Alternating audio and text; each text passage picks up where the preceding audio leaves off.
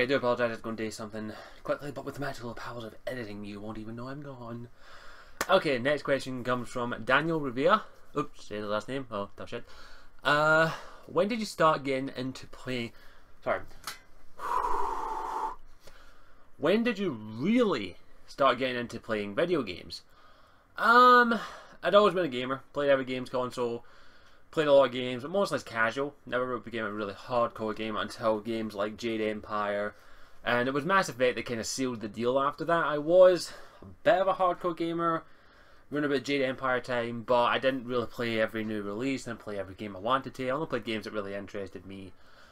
Until Mass Effect. Mass Effect's the first game I ever put over 100 hours into. Any other game before that I played maybe for one playthrough and that was it. Mass Effect, I wanted to do everything. So, Mass Effect 1, over 200 hours in it. Mass Effect 2, probably around about the same. Mass Effect 3, one playthrough.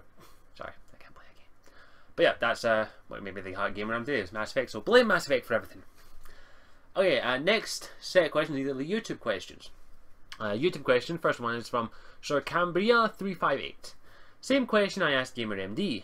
Ability Drain, GamerMD, and Lady Insanity are taken in the deep roads to the Darkspawn.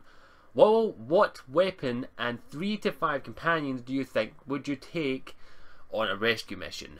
Weapons, first thing. Weapons are important. Starfang is definitely one of them. Dual wielding, that'd definitely be a dual wielding rogue. So I'd have Starfang and probably Duncan's sword, Duncan's longsword, because longsword, good against Darkspawn, going to the deep roads. Armor would definitely be the Dragonbone armor that Wade made. Definitely that armor. Now, as for companions, now if we're talking any companion in the universe, not just Dragon Age, let's see. Geralt of Rivia is definitely one of them. Geralt would be one of them because he's a badass and he can take on anything. Simple as these. Geralt would suit that perfectly. He has the mutations, he has cat eye, and badass. Simple as. Plus the monster hunter. Simple as. Geralt of Rivia is definitely one of them. Like who else? Definitely probably would want to take Wynn for the healing properties because who knows, they might be injured. Also she's a bit of a damage dealer. My build of Wynn, which is a healing damage dealer. Heals pretty well but deals a good bit of damage as well. We a tank. So who's a good tank? Sticking with fantasy, I'm not going to say like, oh, bring Grunt in. Who would be a good one? Good tank. Probably Alistair. I was building as a tank, so probably Alistair would be my tank. Probably bring him so he could soak up the damage, and also the Sense Darkspawn would be handy. That's 3, I think. Who else? We need a trap detector. We need someone who's good at detecting traps. Isabella. Definitely Isabella off the bat, because she's my trap. She's my pickpocket, lockpick, and all that. 4. One more. Tricky is a tricky one. We're talking everything in a fantasy. I'm having a wee look. Edward Kenway. There we go, Edward Kenway. Pirate swashbuckler. Go with that, Edward Kenway. That's the 5 people I'd take and we'd save them. Or Die Train. 1, 2. Or Die Train, you're probably my sister. Oh yeah, that's that question. Because we kick ass. Zevran08 asks, not sure if you were asked this. If the Assassin's Creed universe was real, what side would you be on? The Templar or the Assassins? Assassins. In fact, no, I wouldn't. I'd be an Edward Kenway. I would be taking advantage of everyone. That would be I wouldn't be an assassin. If you say it's assassin or Templar, it's assassin because I don't like the Templars. Assassins do stand for the right things. They do it maybe in weird ways, but I think I'd probably be an assassin. But I'd be an Edward Kenway. I'd be in it for myself, but mostly helping the assassins. I'd be in it just to look after myself and take care of the people I care about. But be an assassin as well. That's probably what I would be. Then maybe later on join the assassins. I'd be an Edward Kenway, simple as. But if it was real, probably assassins because I don't like the Templars. The Templars are... They do mean well, but they do it in the wrong way. So yeah, definitely Assassins, because Assassins are awesome. Plus, can't go wrong with Hidden Blades, bitch.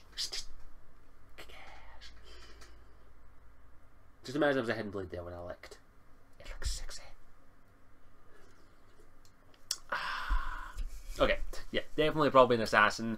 I think it's just the way I think would probably make best sense. If you could kill a character in the game series, who would it be? This is from Zevran away as well. Can't be Tidus or any Final Fantasy related character. That includes Kingdom Hearts.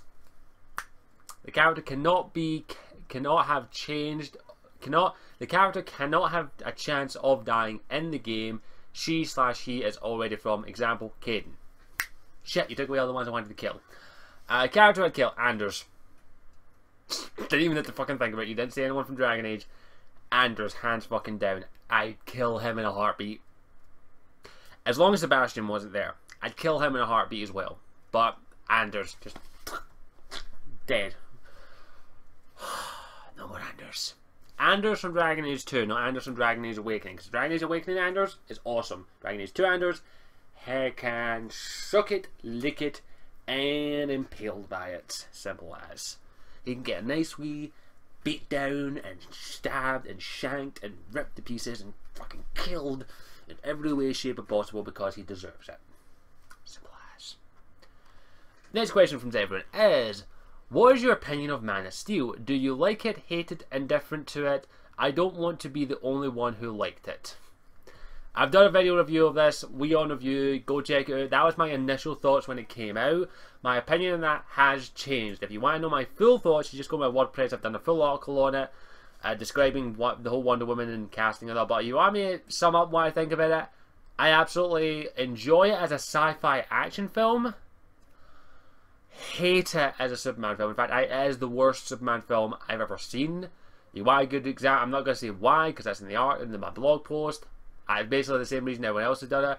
If you want me to give a good example of a film that is better than that and uses the same kind of thing with Superman, Superman versus the Elite is by far probably the best Superman film ever been made. If you've never seen it, go watch it and then go watch Man of Steel. I can almost guarantee, don't want to say guaranteed, but I can almost guarantee your opinion will change on Man of Steel if you've seen versus the Elite, because it's absolutely fantastic and definitely, in my opinion, sums up the character of Superman perfectly. So yeah, if you like it, I'm not going to say anything. If you liked it, that's fine. That's your opinion. My opinion is, it's the worst Superman film I've ever fucking seen, but it's a good sci-fi action film in my opinion. Go check out my review if you want to know my thoughts on it when it first came out, and go read the article if you want my thoughts on it now. But basic thought is, I hate it. I hate it as a Superman film. It is the worst Superman film I've ever fucking seen. They just tried to take too much and make it into a Batman film. That's, in my opinion, what they tried to do. They tried to make Superman Batman. That's what they tried to do. Didn't work. Failed miserably. Superman's the symbol of hope. He's not a brooding character. He's meant to symbolise hope and not meant to be symbolised as Jesus. That's where I'll leave that. Next question from Zevran. Have you read the Lone Wolf series? They are basically D&D books. If yes, did you like them? If not, are you interested in them? Look up Squee913 Let's Read series for it. I have never read the Lone Wolf series, but I will have a wee look around for it if it involves D&D. I'll have a look at it. Next question from Zevran, the last one actually.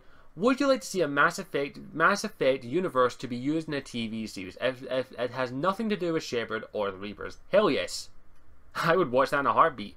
If it had nothing to do with Shepard and the Reapers and it was just a series based in the Mass Effect universe, I'd watch it in a fucking heartbeat. And I guarantee it'd be a success. Because as long as they get good writers in it and get a good budget, like making a Mass Effect series wouldn't be cheap. It'd be like it would be Game of Thrones level of budget. I'm saying that anyway, like 10 million it'd probably cost to make this series decent, if not more, because it would be a lot of CGI and a lot of prosthetics. I'm going to say it right now, they need to use prosthetics for a lot of the aliens instead of using CGI because it would look a lot better. So it would not be cheap, but I'd watch it, and I think if they were to do it, basically maybe a Spectre series or a C-Sec series, like one aspect of the Mass Effect universe they can write. Like a C-Sec series is basically a cop series in space.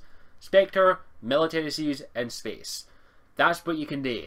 That's what I think they could do. Will they ever do it? Probably not. I highly doubt it. That's what I'd watch in a heartbeat if they done it right, but it would have to be really fucking good. Like, get Joss Whedon on that. He did a good job at it, because he did Firefly. Okay, that's a fair question from Devin. The next question from Shemek is from Sheamek2. Top 5 theme songs from your childhood. Batman the Animated Series main theme, best animated theme ever. Superman 1's alright, but not perfect. Justice League, original one, not unlimited. Teenage Mutant Ninja Turtles 2003 version. Dragon Ball Z Rock the Dragon. There you go, done. And Yu-Gi-Oh! As well. Digimon 2. I know I said top 5, but they classify as anime, so they're all under the same section. I'm kidding. Those are the ones off the top of my head that I can think of. Next question is from Sir Monty Bagger. Do you think that Telltale's model of releasing games episodically should change given the large amount of time between episodes?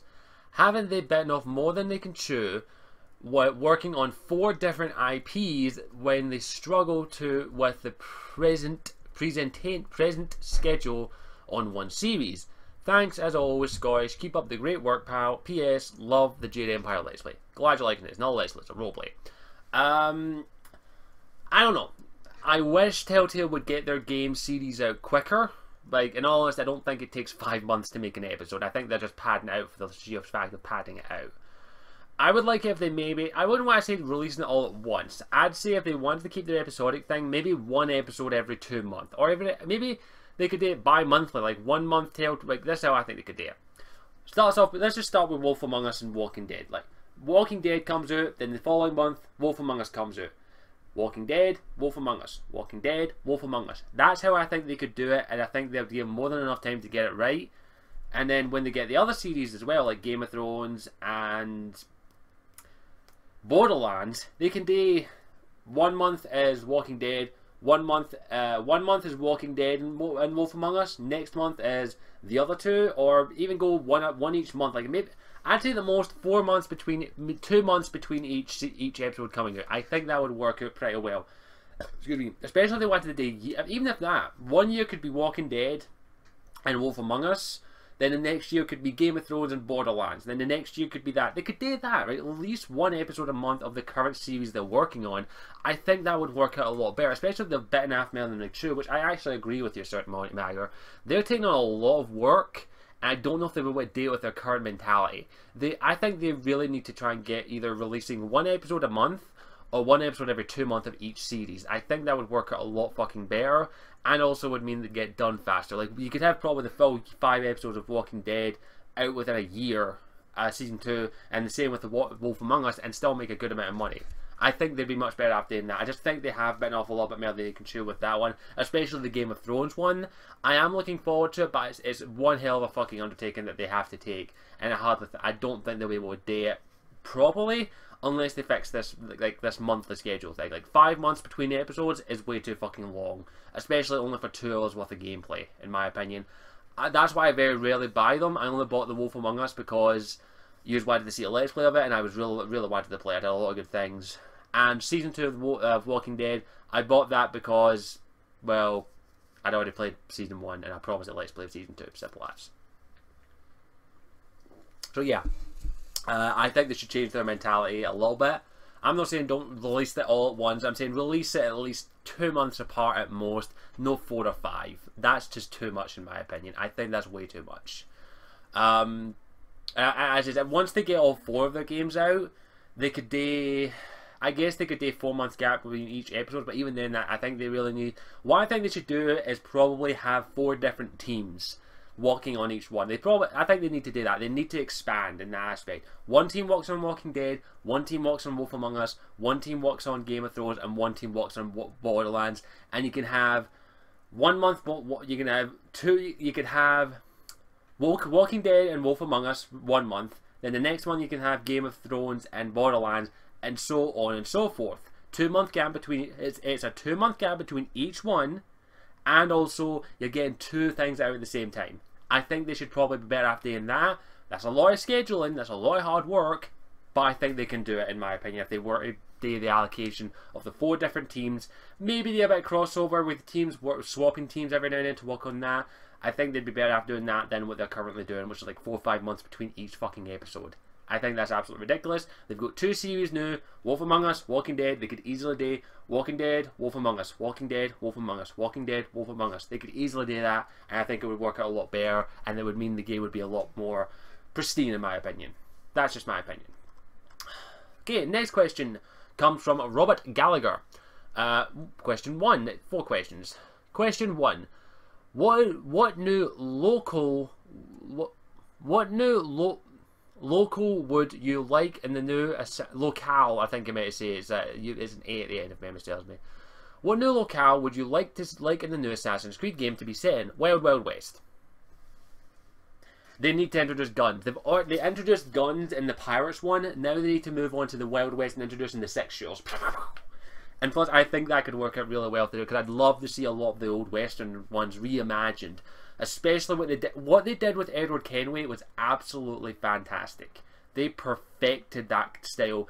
Great story, greatest protagonist in the Assassin's Creed franchise. They need to do that with the next game as well, with whatever the Assassin's Creed game is. Assassin's Creed 5, Assassin's Creed whatever, needs to be in the... I think the Wild West one is the next logical step, because it would be an interesting thing to see, like, the early days of America and like struggling for war, working with Native Americans and all that. I know they kind of did that with Connor in Assassin's Creed 3, failed miserably, but I think that if they did a proper Wild West, like go fucking cliche as shit if you have to with the Wild Wild West feature, and make it like a game instead of like realistic. Make it like a game, make it like proper dueling system and all that. I think that would work out absolutely fantastic if they did it. Have an open world like you did with Assassin's Creed 4 and have a different towns you go in, you learn different skills as an assassin in the Wild West. I think that would work out a lot better in my opinion, and I think that would be an absolute fun. I'd also like to see maybe Japan. That'd be a very interesting one. The assassins are very ninja-like, and them going up against samurai would be interesting. Victorian would be nice. Maybe some Scottish. You never know. Maybe. But Wild West, I think, is the next major step in my opinion.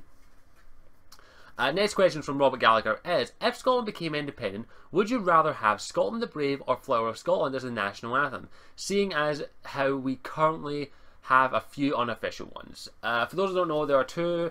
For those who don't know, Scotland is going to be having an independent referendum later this year. I'm not going to say my thoughts on it and what I'm voting yes or no until maybe later down the line when I give my thoughts on it.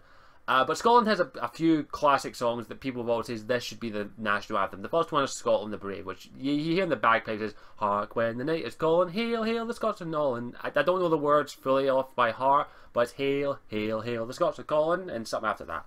That one's been a classic that's been played everywhere. But the other one is Flower of Scotland, or "Oh Flower of Scotland" as I call it, which is by the Corries. It goes, "Oh Flower of Scotland, when will we hear your name?" What is it? "Oh Flower of Scotland, when will we hear your name again?" I can't remember the words off the top of my head. "Flower of Scotland, when will we hear your name again? That fought and died for." I can't remember the names off. I need to actually look. I need to actually look this up. I need to know the lyrics. I need to. It's "Oh Flower of Scotland." There was some of that. There's no fucking harm in doing it right now. I guess why not? This is I don't know the Scotland the Brave ones, but I knew that. Flower of Scotland goes, "Oh Flower of Scotland, when will we see your like again? That fought and died for your wee Battle and Glen, that stood against him. Proud Edward's army, and sent him homeward to think again. The hills the bar now." Bear now. Okay, but yeah, that's the quote. That's one of the words. But that song, I've heard it for years. I had to get the words off there. I may as well do Scotland the Brave as well. Why not? Make it a bit fair so we can hear at least the first line. So we can at least hear the first lines of both of them. Oh yeah, here's the first line of Scotland the Brave. "Hark when the night is falling, hear, hear the pipes are calling loudly and proudly, calling down through the glen. There where the hills are sleeping now, feel the blood is leaping high of the spirits of the old Highland man." Yeah, I fixed up a little bit there. I haven't sung that song in years. But those are the two songs that a lot of people say should be the national anthem. Personally, I think a national anthem should be giving you hope, in my opinion. And while O Flower of Scotland is great, it's very slow paced. Like, O Flower of Scotland, when will we see your light again? It's very slow paced. I do like it. I think it's a very good Scotland song. Very good. It should be up there with national anthem level. I could prefer Scotland the Brave because hark when the night is calling, hear the Scots are calling. I love that. I think it gives a bit more energy, and that's what a national anthem should be in my opinion. But I'd be happy with either one. But one I think would make much more of Scotland the Brave. I think that should be a proper national anthem. But if Flower of Scotland became our national anthem, I think I'd be fine with it. If you've never heard both the songs, go listen to them and maybe make your own opinion. I know a lot of people. Scotland's been trending for fucking days now. If you want, I'll see if I can. I might leave a link in the description to Scotland the Brave and Flower of Scotland if you want to go and have a listen to them, and then you can make your own opinion if you're Scottish or even if you're not. I personally think Scotland the Brave sounds a lot better as a national anthem than Flower of Scotland or O Flower of Scotland, depending on your preference. Plus, you can't hark, you can't go around there. Okay. Third question from Robert Gallagher: if there was a zombie apocalypse like event, what two-handed weapon would you take with you? Claymore, hands down, simple as. Don't even need to think about it. Claymore. Why? Because it can cut off 4 heads in one swing if you're properly trained with it, and I ain't fucking kidding. A claymore is a brutal fucking weapon. It's heavy. I'd need to practice with it, but I think it's a much more effective weapon than maybe a katana. You can get through maybe 2 or 3 heads. Claymore, you can just swing that thing and take heads off like a fucking knife through butter. That's what I do. Okay, next set of questions come from Tushar Baharweed. Yeah. Question 1. I saw your demo of the Mass Effect D&D. When will you start that as well? For those that don't know, I am working on a Mass Effect D&D themed rule set and also going to be doing a campaign of it in the future. Right now, I can't give an exact date of when it's going to start because I'm quite busy, unfortunately, with university. Once I finish university and maybe have some free time up, I will maybe talk to everyone and see if they want to maybe date in a bi-weekly thing. Maybe somewhere in May, maybe June we might start it. I'm not too sure yet. It depends on my schedule and everyone else's schedule. But the team that's going to be doing it is going to be me, MD, Lady Insani, Ability Drain, N7 Strider, and RL Chill. That's 6 of us. They said they're all interested in doing it. I don't know how. I don't know if who can do it. Like I know all of them want to do it, but scheduling conflict might change that factor. But hopefully, maybe May or June, I'm hoping, but I don't want to say anything else. So, yeah. Question 2 from Tushar. Did you see the Lego movie? Nope, haven't seen it. Don't want to say anything on it. Also, more Jade Empire, please. You're getting a fucking weekly. Deal with it, bitch. I'm doing a Telltale Games. You get it every week. Sorry, my nose is kind of running. I've not got any hankies. So can't discuss that. No, sorry. Celtic Gunner 1992 asks, if you had to destroy the Mass Effect or Dragon Age series forever, which would you pick and why? Fuck you, asshole. Fuck you, asshole. I shouldn't have done that. I can't destroy any one of them. I'm sorry, I'm going to have to bail out that. I'm going to have to use that. I'm going to say this is the one question I'm not going to answer. I'm sorry, I can't choose between them. They're 2 awesome series. I can't, sorry. Sorry, Celtic Gunner, I can't choose. I'm sorry, but it'd be a coin flip because I love both series so much. But right now, I can't say either one. I do apologise, but no. Also, are you excited of Pillars of Eternity? I may have heard of that. I don't know. I'll have a quick Google for it. Why not? I've done other stuff now. Pillar of Eternity. I need to have a proper look. I need to have a look and see what this thing is. Pillars of Eternity. Eternity Obsidian. Is that Project Eternity? Yeah, though, this is Project Eternity. Oh. Yeah, I'm a little excited for it. Don't want to say anything on it. I've watched a lot. I haven't heard much from it about after the Kickstarter, but yeah, I'm excited for it. Sounds interesting. I'd probably play it. Don't want to say anything on it. Next question comes from Down with Plankers. Planking's long going. 101.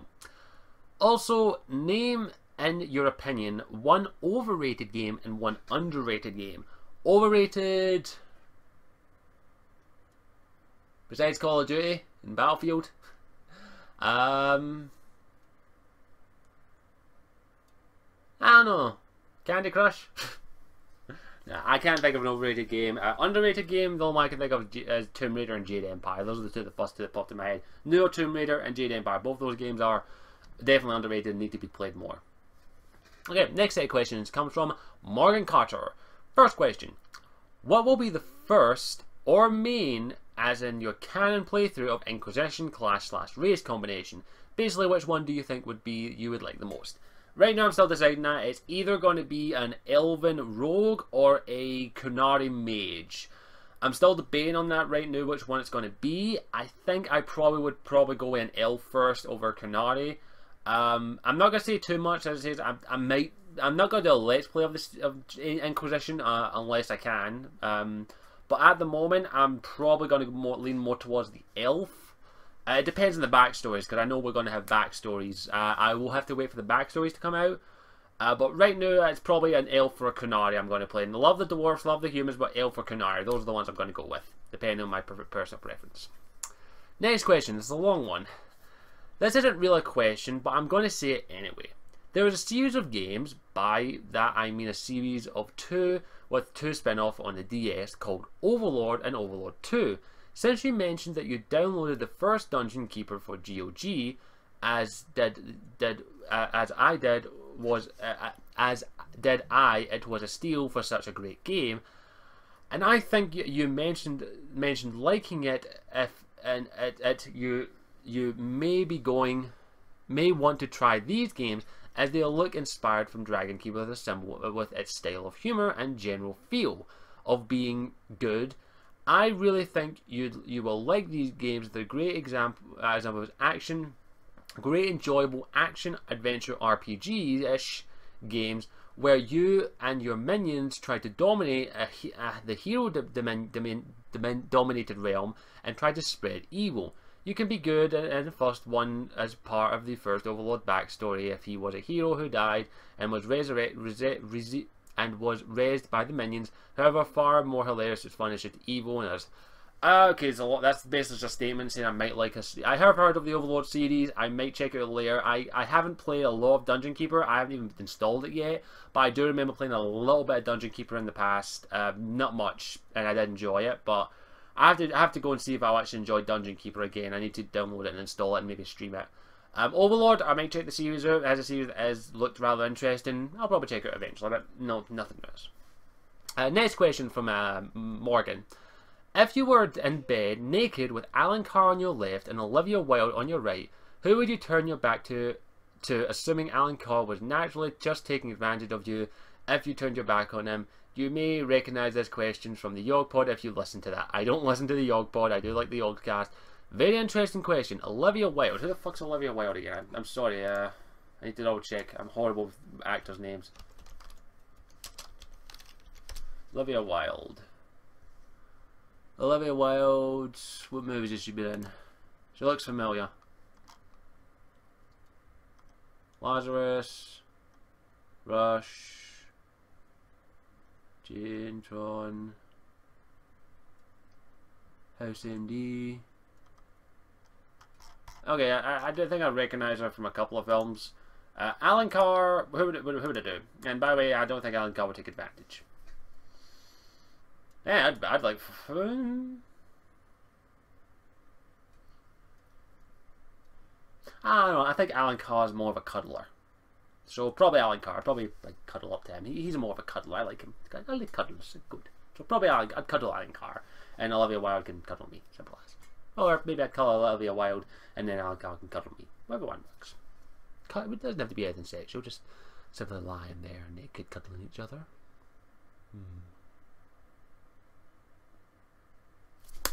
Sorry, mind wandered there. Yeah, so I'd probably cuddle Alan. He looks like a cuddler. Fifth question. Your favourite piece of Dragon Age from any games and expansions of D/DLC Power Banner. Personal favourite is a bit of Anders Nathaniel. I used to know how. I also knew the whys, the whats, that were very funny. Oh, and shamefully how long to look me to come up with that one. Favourite Party Banner. Fuck. I love it all. I can't pick one. That one's good though. I like that. I like Anders from Awakening. That one's pretty cool. One of the ones that pop in the head is Valenia and Ogryn. I absolutely think their power banner's pretty funny, especially the one when Ogryn talks about like in a nice romp, and Valenia's going, "You think I'm bony? Yes, look at those cheeks. They're very bony." Something like that. I can't remember off the top of my head, but I love all the power banner. But a couple of those just pop in my head. I like Aveline and Isabella's power banner. That's pretty funny, especially as throughout the game as they grow to know each other better as friends. I think that's really cool. And Varric as well. I like a couple of Varric's ones as well with Isabella and Meryl. But not a lot, too many to pick. There's too fucking many. Shit, drop my pen in my eyeliner. Sorry, I need to get a pen in my eyeliner. Come here, eyeliner. Come here. I see you. I know where you are. You're right there. There you are. Sorry, I had to get those two before I forget. But yeah, I love all the power banner. I can't pick ones as my favorite, but those are the ones I mentioned are the ones that pop in my head. Next question is from Jacalister Drew. Have you watched Dragon Ball Z Abridged? Yes, I have. It's absolutely funny as shit, and I'd highly recommend it. Next set of questions are from excuse me, Shimax2. Also, do you think $40 for Sims 3 expansion pack is worth it? I don't like The Sims. I'm not the person asked about The Sims, but $40 for an expansion pack, it better have some fucking good shit in it. I don't want to say anything else. Next question from Shim is, will you ever do a behind the screens of Scottish Warriors YouTube videos? If you want it. Do you want it behind the screens? If you want me to do a full on behind the scenes video of how I make my videos, I'll do it. Just simply ask for it. Simple as. Next question from Shim is, do you think Scotland becoming independent, do you think if Scotland became independent, what currency should they adopt, the pound or the euro? Stick with the fucking pound. Simple as. The euro's shite. I know there's been a lot of controversy right now with the whole like England, some tosser and a money place. It says that Scotland would not be allowed to use the pound if they left the United Kingdom. Here's my question: how can you stop us? Scotland can use whatever currency it damn well fucking please. Any country can use any currency it wants. If they all of a sudden a country wanted to say, we're going to use a currency called the pound, spelled P-U-N-D. In fact, that's what we can call it. We can call our money the pound. P-U-N-D. And it's just the pound basically, only something different. It's the same value, same cost, same everything. You don't need to change it. Give me £5. It's £5. £5. Depending on your pronunciation. Stick with the fucking pound. Screw the euro. Or create our own fucking currency called the pound. There you go. We got the pound. It's £2 to the pound. Or just call it the sterling. We call it a pound sterling anyway, so fucking just keep it currency.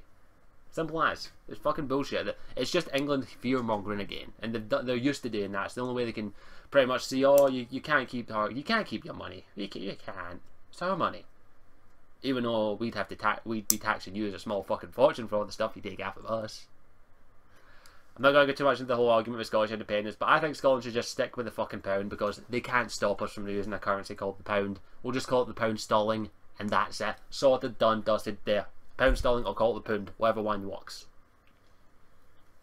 They can't stop us. They can't. Next question. What do you think of EA Origins? It's alright. Pile of trash sometimes. Pile of good other times. I haven't used it that much because I don't own any Origin games on my PC. But that will probably change in the future with Titanfall, because I'm probably going to buy Titanfall. Other than that, it's alright. I like... Oh, it's just Steam. Well, no, pay a con. Next one from Shimak.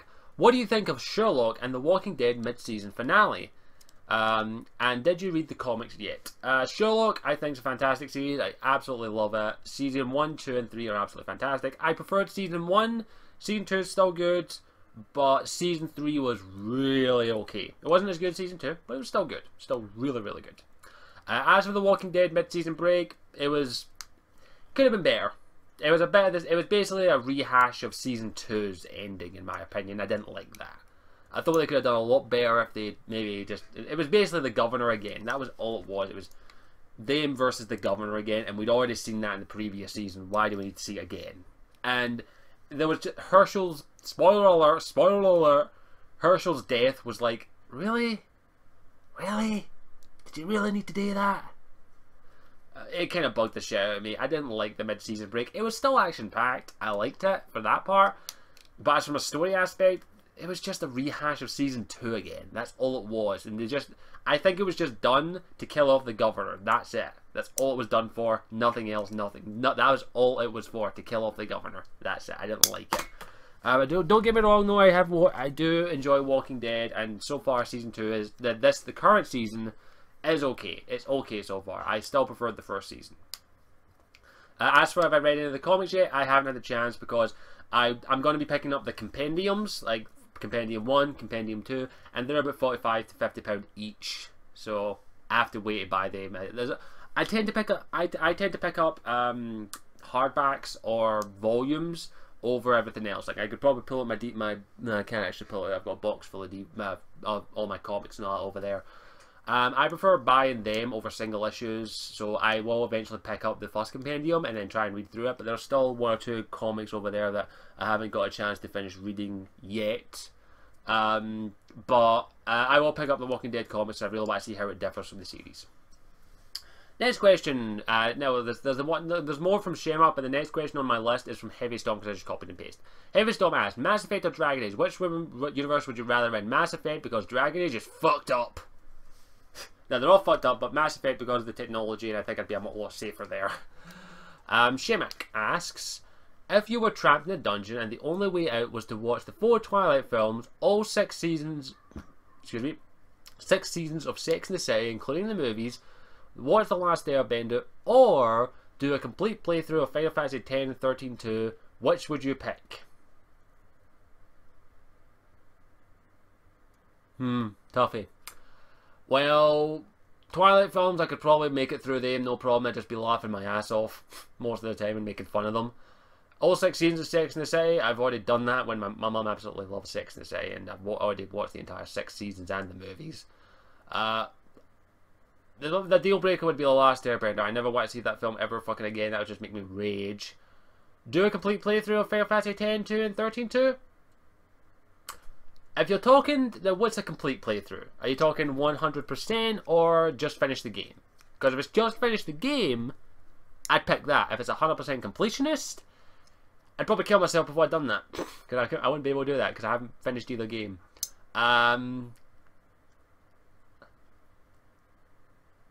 Do the full playthrough of Final Fantasy X, 2 and 13-2 for 2 reasons. 1, it's a playthrough. I'm recording it. People like seeing people getting mad, and I'd make a fuck ton of money off of it. And also I'd get the haters coming to give me money. Sorted. And 2, I'd have an absolute ball ripping both those games a new asshole. So playthrough, complete playthrough of Final Fantasy X, 2 and 13-2 in a dungeon, I'd happily fucking do it. Put it on YouTube, monetize it, earn that megabucks. That's what I'd do. There, picked, done and dusted. Ariel Chill asks, how much do you enjoy coming up with the campaign for Dragon Age, for DA D&D? How do you come up with them? Okay, that's actually a good question.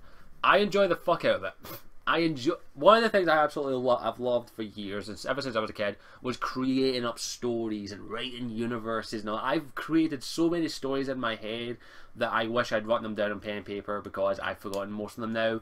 For those that don't know, I've worked on a novel since I was 16 and I'm only like 2 chapters into it because I've finished it at one point, scrapped it, got rid of it all, deleted it all, started again, and it started again and again and again and again because I'm trying to get it right.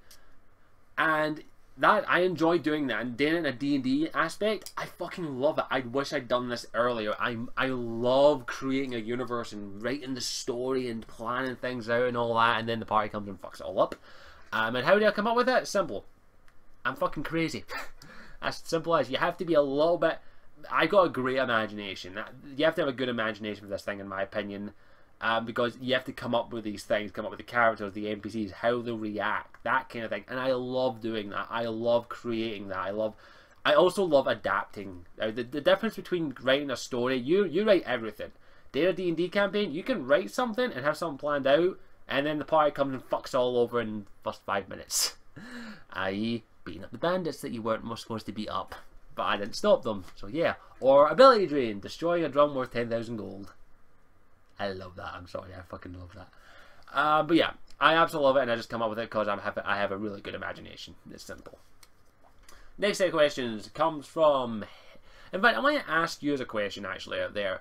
Would you like me to do like a behind the D&D kind of thing, where I talk about how I come up with the campaign and answer questions specifically about the D&D stuff? Not Dragon Age, just the D&D stuff. Nothing else. Just that. Just the D&D stuff and nothing else. And how I come up with it. That kind of thing. And also creating NPCs and all that. Would you want to see that? Let me know in the comments. Next set of questions comes from Heavy Storm again. Would you read any Stephen King novels who many regard as the best horror / sci-fi novels around? I've never read any Stephen King things. I've seen the movies, and if the movies are anything to go by, the movies suck. I don't like any Stephen King movie. I think it's hilarious. I think I've only seen it in its entirety. The other ones I think I've started watching and never finished. I don't think that's a good film. I don't think it's scary, and I don't think any of the things I've watched from Stephen King is scary, except for The Shining. The Shining did scare me a little bit, but nothing but Stephen King sounds scary to me. It sounds like a nut job, simple as. Heavy Storm asks again, if you could take any 2 people with you into a deserted island, who would they be? Oh, and then there's one more question after that, and I'm done. Who would it be? Who would it be? Are we talking real people? I don't know. I don't think I wouldn't bring MD. I wouldn't bring Ability because I wouldn't want them being stuck on an island with me. That's absolutely nuts. If we're talking fictional, Oliver Queen from Arrow, definitely him because he knows how to survive on there. And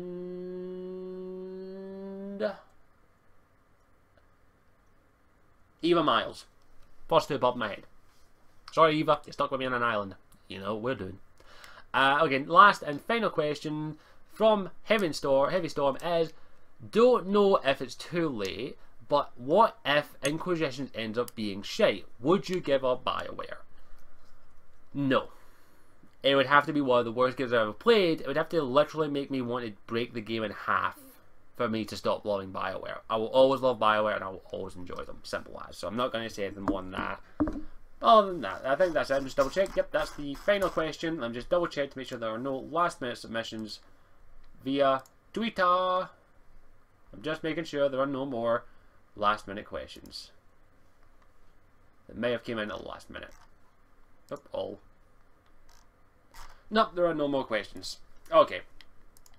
That's every question. Thank you so much for your questions, and thank you so much for answering them, submitting them, and thank you all for watching. I hope you enjoyed it. I hope that I answered your question well and intelligently. I can't wait to do my next Ask the Warrior, and I think that's about where I'll wrap up things. Thank you so much for watching. I hope you enjoyed it. As always, I'm Scottish Warrior 92, and I'll see you all later. Ciao for now.